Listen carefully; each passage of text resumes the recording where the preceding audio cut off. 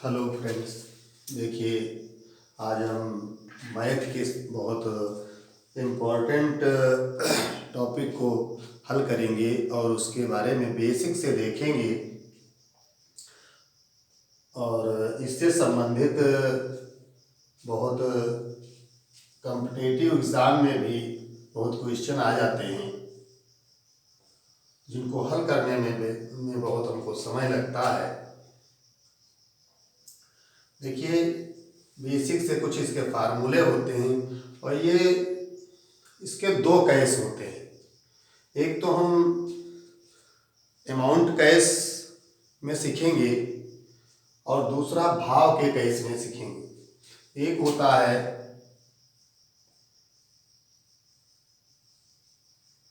Amount cash, ये होता है अमाउंट कैश। एक होता है भाव कैश, भाव का कैश।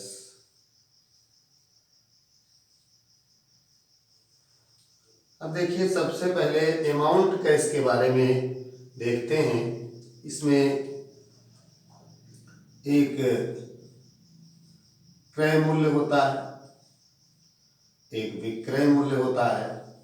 क्रय मूल्य मतलब जो हम खरीदते हैं, विक्रय मूल्य जो बेचते हैं, उसमें फिर हमको लाभ होता है और हानि होता है। देखिए, क्रय मूल्य को कास्ट प्राइस लिखा जाता है। इसको सीपी भी लिखते हैं शॉर्ट फॉर्म में। इसको सेलिंग प्राइस लिखते हैं।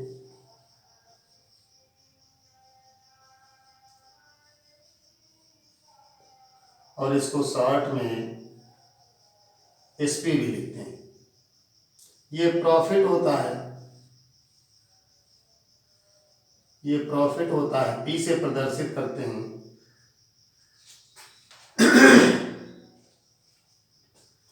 ये लॉस होता है, इसको एल से प्रदर्शित करते हैं।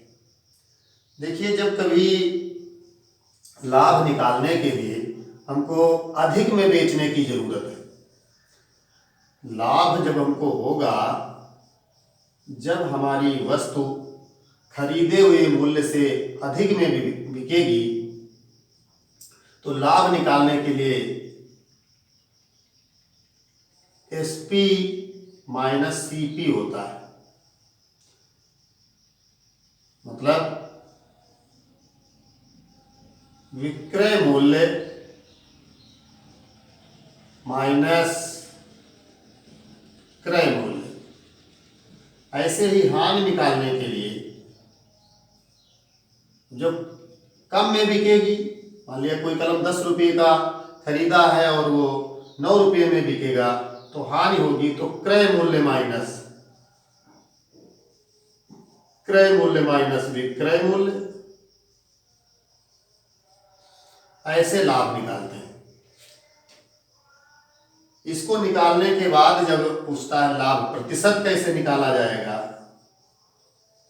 तो जब लाभ होगा तभी लाभ प्रतिशत निकाला जाएगा। तो जितना लाभ हो जाएगा, लाभ क्रय मूल्य पे निकाला जाता है। लाभ और हानि दोनों क्रय मूल्य पे गुणे 100।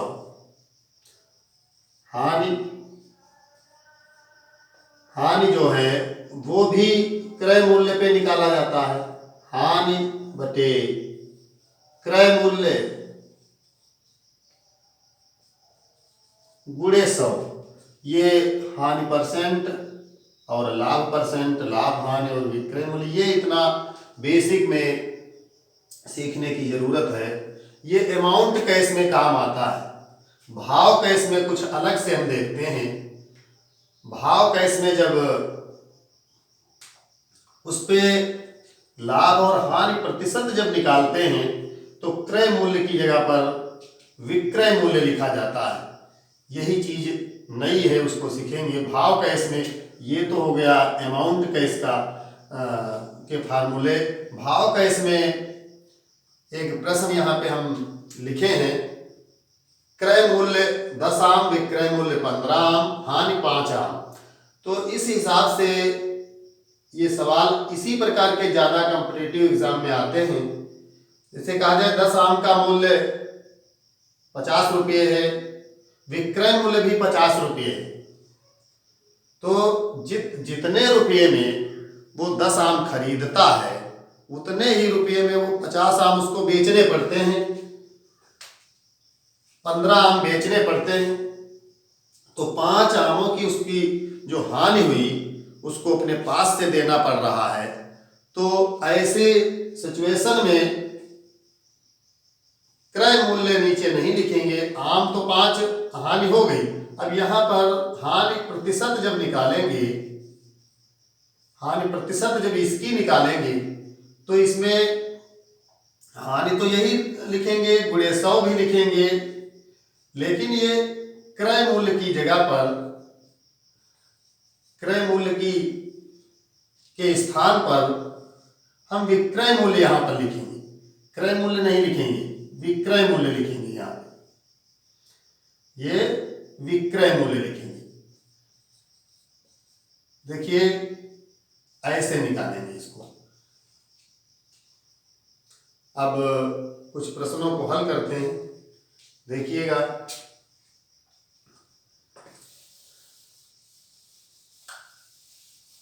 देखिए पहले अमाउंट का इसके हम देख लेते हैं, फिर ये क्वेश्चन भाव का इसका भी है वो भी समझेंगे।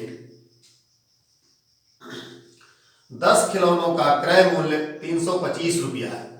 मान लिया 10 खिलौने हैं,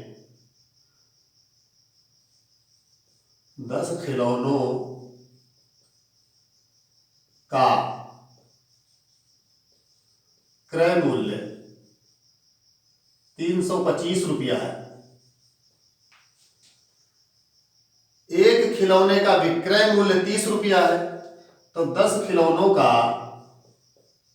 विक्रय मूल्य देखिए कितना हो जाएगा। तो 10 गुणे 30, एक खिलौना 30 रुपये का बेचता है, तो 10 खिलौने 300 रुपये के हो जाएंगे। अब देखिए इसमें विक्रय मूल्य कम है, क्रय मूल्य अधिक है। जब विक्रय मूल्य कम है, कम के बिके हैं, तो इसका मतलब हानि हो जाएगी, हानि। अब ये देखिए हानि निकाल देते हैं। क्रय मूल्य माइनस विक्रय मूल्य, हानि हो गई 25 रुपया। अब इसमें हानि प्रतिशत पूछ रहा है, हानि प्रतिशत बताइए, लाभ या हानि प्रतिशत बताइए। तो हानि हुई है तो हानि प्रतिशत हम बता देते हैं। हानि जितनी हुई है वो लिखें, क्रय मूल्य कितना है 325 रुपया गुणे 100। देखिए 25 एकम 25, 7 25 या 75। अब देखिए ये हो गया 100/13, ये परसेंट है। अब इसको हम भाग भी कर सकते हैं, 13 सती 91 हो जाएंगे, 9 सही 13, 7 सही 9/13% जो है ये हानि इस दुकानदार की हो जाएगी। अगला प्रश्न देखिए, 100 संतरे 350 रुपये में खरीदे गए तथा 48 रुपये प्रति दर्जन बेच दिया, तो प्रतिशत लाभ या हानि होगी। इसमें भी देख लीजिएगा।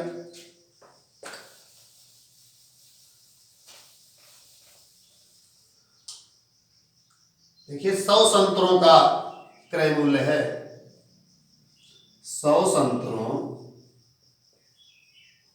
का क्रय मूल्य 350 रुपया है।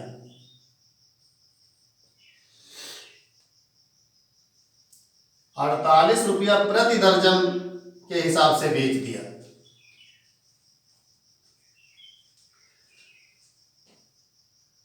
तो 100 संतरों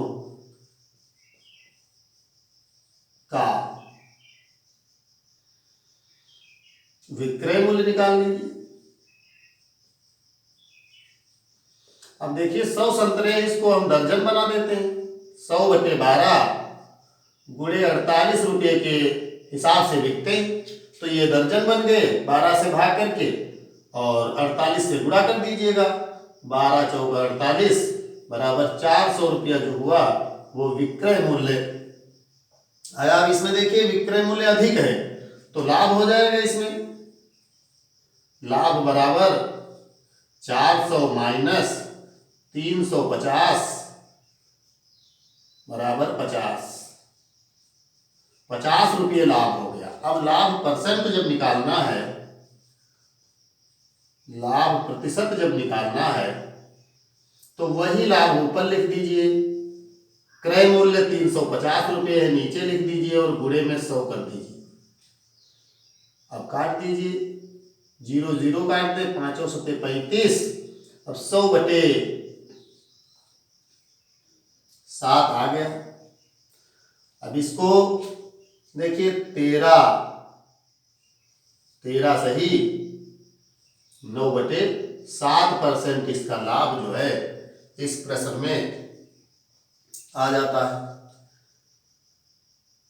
एक क्वेश्चन देख लीजिए, बहुत ज्यादा परीक्षाओं में आता है।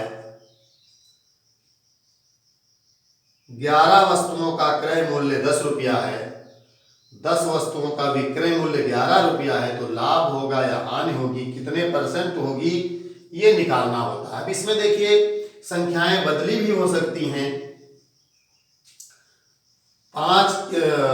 11 की जगह पर 20 भी दे सकता है, 5 भी दे सकता है, 6 भी दे सकता है।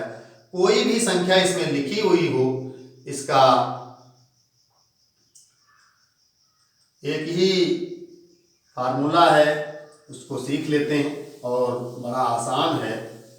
ज़्यादातर इसमें कंफ्यूज बच्चे रहते हैं। देखिए 11 वस्तुएं हैं, 11 वस्तुएं हैं, क्रय मूल्य 10 रुपया है और 10 वस्तुएं हैं,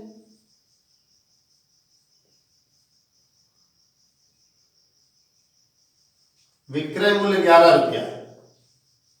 अब देखिए इसी से पता चल रहा है कि ज्यादा वस्तुएं कम रुपये में खरीदी गई और कम वस्तुएं अधिक रुपयों में बिकी हैं, तो लाभ ही होगा इसमें।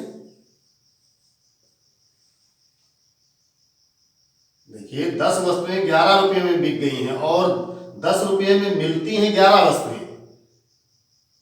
इस हिसाब से यहीं से पता चल रहा है कि लाभ ही होगा। तो लाभ परसेंट निकालने के लिए इसमें यह होता है, त्रियक गुणा कर दी जाती है। 11 गुणे 11 कोई भी संख्या हो माइनस 10 गुणे 10 बटे में जो घटाया जाता है वही लिखा जाता है। 10 गुणे 10 और यहां पर एक कम हो गई,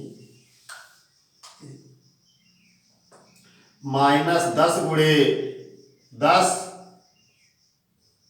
गुणे 100 ऐसे लिख देते हैं, तो लाभ प्रतिशत निकल जाएगा। और लाभ प्रतिशत यहीं से जान लेते हैं। ये हो गया 121 माइनस 100 बटे 100 गुणे 100, ये 100 काट दीजिएगा। 121 से 100 जब घटेगा तो 21% जो है इसका ये लाभ हो जाएगा। अब इस प्रकार के क्वेश्चन मान लिया प्रश्न में दिया हुआ हो, 6 वस्तुओं का क्रय मूल्य 5 रुपया है और 5 वस्तुओं का क्रय मूल्य विक्रय मूल्य 6 रुपया है, इस हिसाब से भी निकाला जा सकता है। अगर प्रश्न दिया है 21 वस्तुओं का क्रय मूल्य 20 रुपया है, तो और 20 वस्तुओं का विक्रय मूल्य 21 रुपया है, इस हिसाब से भी लाभ प्रतिशत और हानि प्रतिशत भी निकाला जा सकता है। इसकी गुणा करें, इसकी गुणा करके घटा दें और वही नीचे रख देते हैं। चलिए एक एग्जाम्पल से और हल कर देते हैं। देखिए मान लिया 6 रुपये में 5 वस्तुएं खरीदी गई हैं और 5 रुपये में 6 वस्तुएं बेची गई हैं। तो 6 गुणे 6 माइनस 5 गुणे 5 बटे 5 गुणे 5, जो घटाएंगे वही नीचे रखेंगे और गुणे में 100 लिख देते हैं। ये इसका लाभ प्रतिशत और हानि प्रतिशत निकल जाएगा। अब ये 36 हो गया माइनस 25 हो गया, ये 25 हो गया गुणे 100, 25 चक्कू 100।